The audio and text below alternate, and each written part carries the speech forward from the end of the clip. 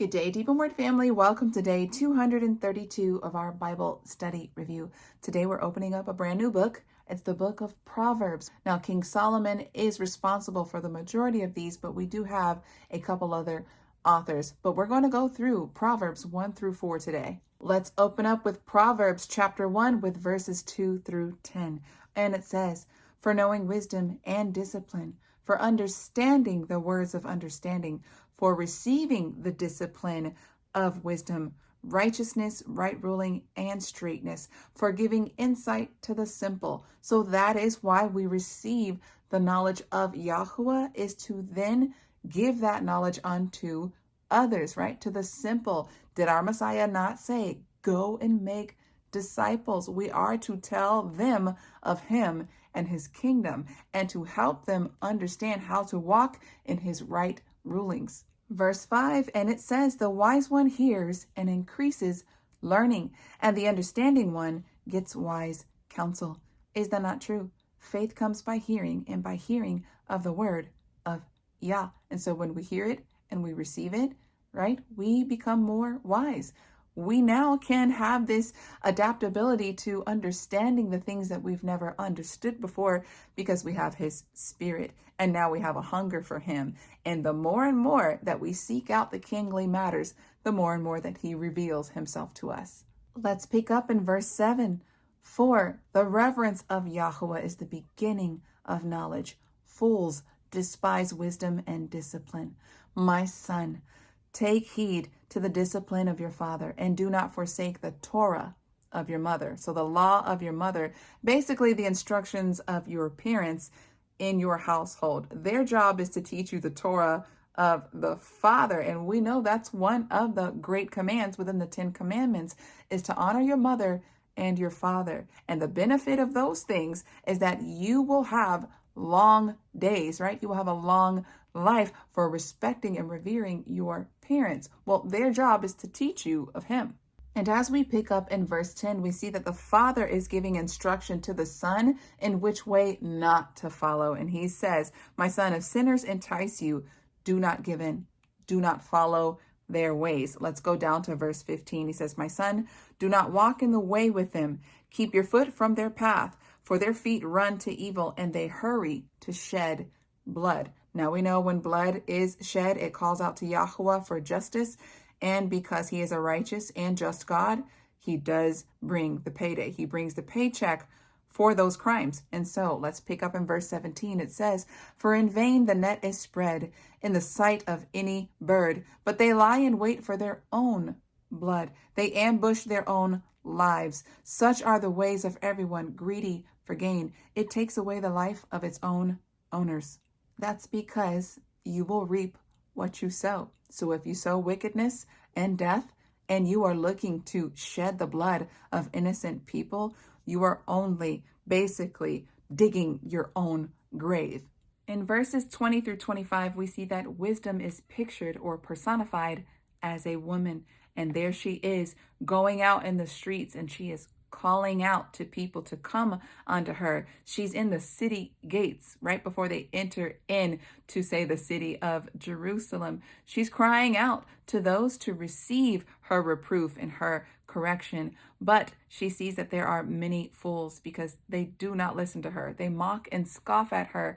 And so this is the response, picking up in verse 26. "Let me also laugh at your calamity and mock when your dread comes. When your dread comes like a storm and your calamity comes like a whirlwind. When distress and anguish come upon you, let them call on me, but I will answer not. Let them seek me, but they will not find me, because they have hated knowledge and did not choose the reverence of Yahuwah. They did not accept my counsel. They despised all of my reproof.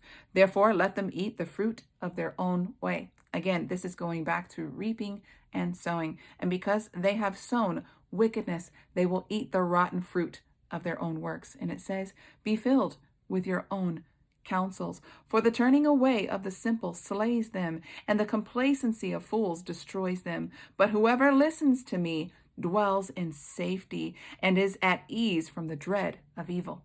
Proverbs chapter 2 is about the value of wisdom. And so it opens up with King Solomon giving his son counsel, telling him to follow the ways of Yah, the eternal Father. So we're going to start in verse 6. It says, "For Yahuwah gives wisdom. Out of his mouth, knowledge and understanding. And he treasures up stability for the straight, a shield to those walking blamelessly, to watch over the paths of right ruling, and the way of his kind ones he guards," right? He guards the lives of those who guard his commandments. And it says right here in verse 9, "Then you would understand righteousness and right ruling, and straightness in every good path, for wisdom would enter your heart." Now think of that as a chamber or a gate. So wisdom comes in to take up residence. And then it says, "And knowledge would be pleasant to your being.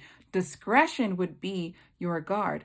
Understanding would watch over you to deliver you from the evil way, from the man who speaks perversities." This is a beautiful picture of covenant and commitment to one another. So when you guard the right rulings of Yahweh, when you guard his word and his Torah, and you walk in his paths, then it says his word becomes a guard for you. So we see this commitment going both ways in a true covenant relationship.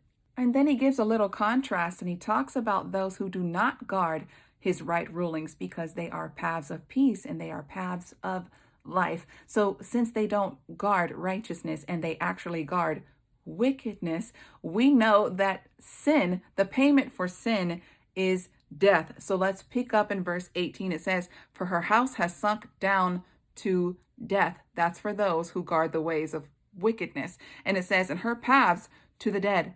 None going into her returns." All right. We know that the righteous ones, if they breathe their last breath and their body is asleep or in the ground, they will be raised to eternal life in glory. But those who practice lawlessness and wickedness, they will be raised only to experience a second death.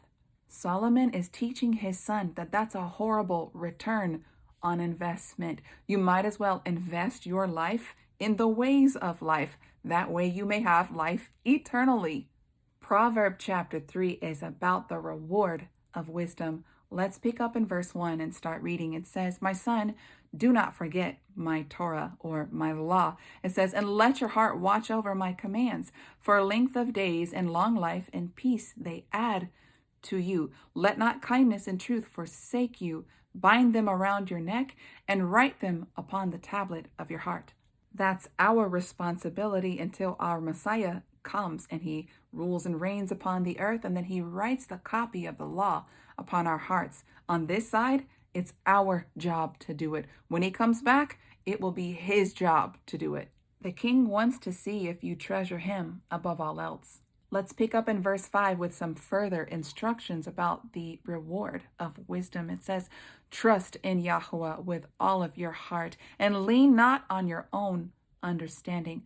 Know him in all of your ways." Again, knowing in Hebrew, it suggests a close covenant relationship as two becoming one. So he is instructing his son, know Yahuwah and consider him with all that you do. And he says, "And make all of your paths straight. Do not be wise in your own eyes. Revere Yahuwah and turn away from evil." Verse 9, he says, "Esteem Yahuwah with your goods and with the first fruits of all of your increase. Then your storehouses shall be filled with plenty, and your vats overflow with new wine. My son, do not despise the discipline of Yahuwah, and do not loathe his reproof. For whom Yahuwah loves, he reproves," or corrects, it says, or chastens. "And as a father, the son whom he delights in.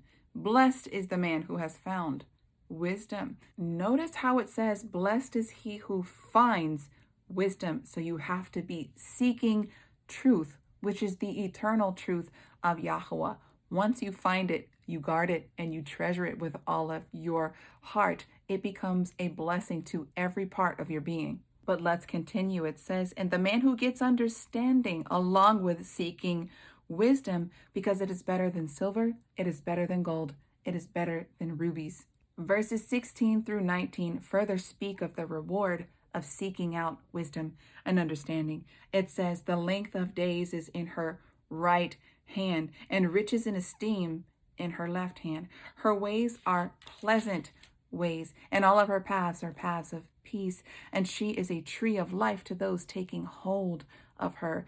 Blessed are all who retain her. Yahweh founded the earth by wisdom, and he established the heavens with understanding. So the overall picture is that all things that we see with our eyes, this ordered creation, came from the wisdom and the understanding of Yah. Those are the things that we should treasure above all else. Proverbs 4 crowns wisdom as supreme. Let's open up in verse 1. It says, children, listen to the discipline of a father and give attention to know understanding. There goes that word know again, becoming one with it. And it says, for I gave you good instruction. Do not forsake my Torah. For I was my father's son, tender and the only one in the eyes of my mother. Then he taught me and said to me, let your heart hold fast to my words.